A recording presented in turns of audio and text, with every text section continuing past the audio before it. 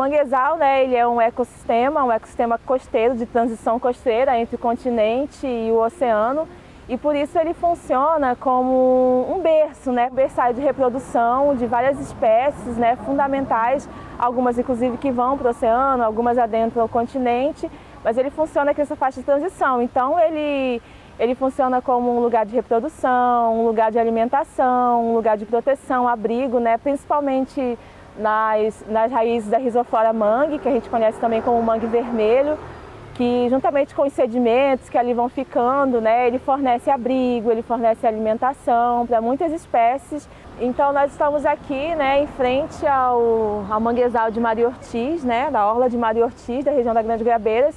E a gente tem aqui atrás, né, alguma dessas árvores, alguma dessas vegetações nativas do manguezal. Então aqui, a gente está aqui e não está conseguindo ver, mas ali, por exemplo, está tendo todo um sistema de vidas, né, se reproduzindo, se reconectando, fazendo todo o processo ali. Então a importância do manguezal ela não vem só nessa questão dele ser um berçário, dele ser uma faixa de transição entre o continente e o oceano, né, dele funcionar muitas vezes como uma barreira de vento em algumas regiões, mas ele também, a gente sempre ressalta a importância do manguezal para economias locais, para culturas locais, né? Como a gente tem aqui perto, por exemplo, o Galpão das Paneleiras de Goiabeiras, que tem essa relação há mais de 400 anos com o manguezal, né? Preservar o manguezal, ressaltar a importância dele não é só para o meio ambiente, né, e por toda a proteção que ele fornece, mas é também principalmente para economias locais, para culturas de comunidades que dependem bastante dele. Os moradores, se você começar a rodar a comunidade, dificilmente alguém vai falar manguezal, eles usam muito o termo mangue. Então mangue para eles é isso aqui, tudo é o mangue, a água, a vegetação, tudo é o mangue. O mangue é como se fosse uma denominação, uma palavra de afeto, né? Falar o mangue. E aí, na geografia, por exemplo, na biologia ou nas outras ciências, a gente tem o mangue. Mangue é só a vegetação. Manguezal é o ecossistema como um todo, todos os seres vivos que ali estão, né? Os sedimentos, o solo, a vegetação. E aí o mangue para a gente é apenas a vegetação, a parte da vegetação, excluindo os seres vivos, o solo e por aí vai, né? Então tem um pouquinho essa diferença. Eu moro aqui há 48 anos, fui presidente do bairro, 2010 fui presidente daqui. E é um bairro muito desenvolvido, né? Que a gente tem uma liderança sempre atuante aqui. E a gente trabalha aí sempre em comunidade. O manguezal, na verdade, é uma renda de vida, né? É uma renda para a família. Mas, infelizmente, isso está acabando. Porque a comunidade em si, os moradores, não têm o cuidado. Não sabem o que é um mangue ainda. Muitos não conhecem o que é a qualidade do mangue. Então, o custágio, os caranguejos, as coisas que é para a família está acabando. Reforça esse conselho da gente buscar conhecer o manguezal, ver que ele não é apenas um valão, um local poluído, né? Ele está poluído devido às grandes ações e não só da população. Muitas vezes no coletivo SOS Manguezal a gente está fazendo ações de limpeza, e chama a população, mas a gente sabe, a gente tem a consciência de que são ações simbólicas. A culpa é principalmente das grandes empresas que poluem, que jogam grandes resíduos. São ações que visam aproximar a gente das pessoas, o coletivo do manguezal. E aí é como se fossem medidas imediatas. Mas a gente sabe que isso não vai resolver. O que vai resolver mesmo são políticas públicas de fiscalização, punindo as grandes empresas e tal. Então a gente sabe que é isso que vai resolver. Então a gente precisa cada vez mais da sociedade unida, de coletivos unidos, para a gente de fato conseguir modificar. Eu falei anterior que tem gente, os associadores de pescadores sobrevivem disso. Entende? Então tem dias que eles falam, nega, a gente precisa fazer algo mais para esse mangue. Aí temos Laurinha aqui com a parceria do skate, que sempre está junto com os moradores, com os alunos, fazendo uma limpeza geral no mangue.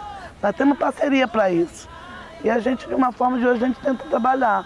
Eu vou ciar, se quando animar, eu vou ciar.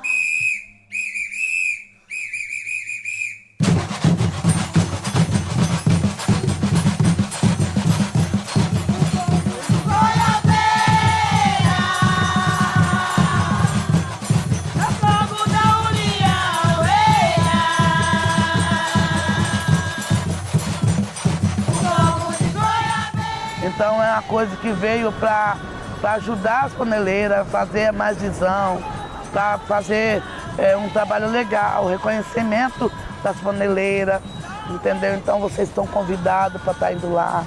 Tem as muquecas que elas estão preparando, tem as panelas que elas estão vendendo. Então, para vocês conhecerem o trabalho das meninas. E a importância desse festival de muqueca é para fazer mais um trabalho de conscientização do manguezal, que lá é muito lindo, né? A paisagem, as pessoas olham, tem que ver lá à tarde, que lindo que é, aquele sol, aquela maré, entendeu? Então é muito lindo. E eu fico maravilhada por isso.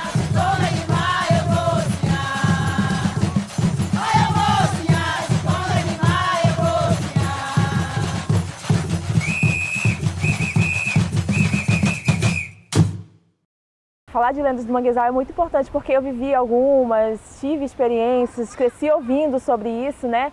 Por exemplo, lá na minha cidade a gente tem a lenda da cobra grande, a gente tem a lenda do curupi, né? A gente tem a lenda da mãe d'água, por exemplo, que você não pode ir ao rio, ao garapé, como a gente chama, ao meio-dia, sem a permissão, porque você pode encontrar com a mãe d'água e o que vai acontecer a gente não sabe. Então a gente não arriscou, nunca quis ir sozinho ao meio-dia. A gente costuma tratar esses seres, né, que tem essas manifestações da natureza como encantados, né, na minha terra. Os encantados, a gente vê muito assim que o papel dos encantados é como se fossem seres humanos, né, que transcenderam a uma outra dimensão, se tornaram encantados, ou eles têm toda essa transformação um período ou outro, e eles agem como protetores da natureza. Então, muitas vezes quando algum caçador ia fazer mal dentro do manguezal, dentro da floresta, ele era atacado pelo curupira, ou ele se perdia. Então a gente sempre via esses seres encantados como protetores da natureza. E eu vejo muito assim, que muitas dessas histórias vêm principalmente com respeito, né? Acho que quando a gente tem essa reverência a esses encantados, a gente tem esse respeito à natureza. Quando a gente perde esse respeito, a gente perde essa relação de afetividade com o meio ambiente, com o ecossistema, com a natureza, e a gente só destrói, né? Que foi isso que vem acontecendo ao longo do tempo, da nossa história, porque tudo sendo justificado pelo dinheiro e pelo progresso. Eu sou nascido e criado aqui, meus avós moravam aqui, naquela casinha lá perto onde está o ônibus, eu acho que é o ônibus de vocês, meus avós moravam ali quando a gente tinha a idade de vocês. Para a gente pegar um barco, para a gente tomar banho, pegar caranguejo, os nossos pais inventavam um monte de história, né? Um monte de coisa assim para a gente ficar com medo e não entrar aqui. Dizem que é lenda e dizem que não é, né? O contato que eu tive com o manguezal foi na minha época de adolescência, que a gente, quando chegava a época da andada do caranguejo, a gente ia em turma, aí nós entramos para esse mangue aí para dentro, aí de repente as meninas assim, nega, aí é o sumidor, assim, sumidor, como? Mas aqui no mangue, na verdade, é muito fundo, né? É muito fundo. Então a gente, de repente, tinha uma colega atrás da gente, que ela sumiu, a Tânia. Me lembro como fosse hoje. Eu só vi quando ela fez assim com a mão. Aí a gente foi, eu disse, caramba, a Tânia sumiu. Aí a Tânia sumiu. Aí apareceu morta, né? E na época, ali não era esses negócios, era tudo mangue. Aí ela sumiu nesse meio. Não é uma lenda, é real. Né? E eu fiquei muito traumatizada com isso. E nunca mais eu entrei no mangue. E também teve outra que falava assim, não vai pra lá não, que tem uma pessoa que se veste de branco naquele lado de lá. Eu disse, quê? Vão lá pra ver. E eu era terrível. Eu sou igual São Tomé. Vou lá pra ver. Quer que nada de aparecer essa lenda, nada aparecer essa lenda. Aí eu falei assim, essa é história pra boi dormir. Mas disse que era verdade, era lenda antiga. Mas eu nunca vi. Mas era uma lenda, uma mulher de branco. Uma lenda. Além disso daí, tem também o camarada da canoa. Tinha uma canoa assombrada aqui. Olha, que pegava também as crianças, mas isso, lembrando, amigos, é lenda, isso aí. Isso os nossos pais contavam pra gente não entrar no mangue. Isso aqui tem que estar com o pai e com a mãe, entendeu? Que é perigoso. Vamos lá, talvez você não sabe nadar, você não conhece a profundidade, né? Tem um monte de questão. Fala. Tem lugar que é. Você acreditava nas histórias, né? Totalmente. E você nem chegava perto daqui, né? Nem chegava perto. Sabe por causa de quê? A gente tinha que respeitar. Que vai que eu entrava num lugar desse e um troço pegava no meu pé mesmo. Eu acho que tinha que ter mais informações de mais aluno, porque teve uma época aí atrás, aqui nesse lado aqui, por exemplo, veio a escola Almirante Barroso, os alunos, e fizeram plantações dessas estivas, dessas coisas, né? Do manguezal. E eles fizeram um trabalho muito legal de replantar as coisas do mangue. Então, e essas palmeiras aqui, tudo, esses negócios, essas plantas aqui, que é difícil de falar, cresceu muito. Então, conseguiram preservar um pouco e conscientizar o povo. Então, essa relação da nova geração com o mangue é uma relação assim que a gente vê um pouco complicada. Porque, infelizmente, devido a toda a falta de conhecimento com relação ao ecossistema, a falta de proteção, de preservação, talvez até de uma educação ambiental dentro das escolas, a gente fala que é o racismo ambiental, né? Que tem todo esse preconceito com o manguezal e com as comunidades que vivem em torno, né?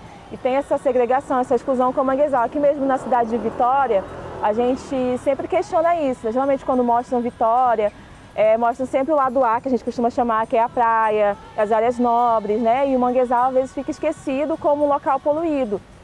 Então o que a gente vem fazer agora é totalmente quebrar todo esse preconceito, esse afastamento, de mostrar que o manguezal, sim, ele está sujo, infelizmente, né? Assim, eu me vejo muito assim como educadora, acho que é o nosso papel buscar quebrar isso e mostrar a importância do manguezal, né? A importância do manguezal para a vida, para a economia, para a cultura. Muitas crianças, muitos adolescentes que eles não têm relação alguma com o manguezal, sendo que o bairro é totalmente margeado pelo manguezal, né? Então fica aí esse trabalho muito difícil pra gente.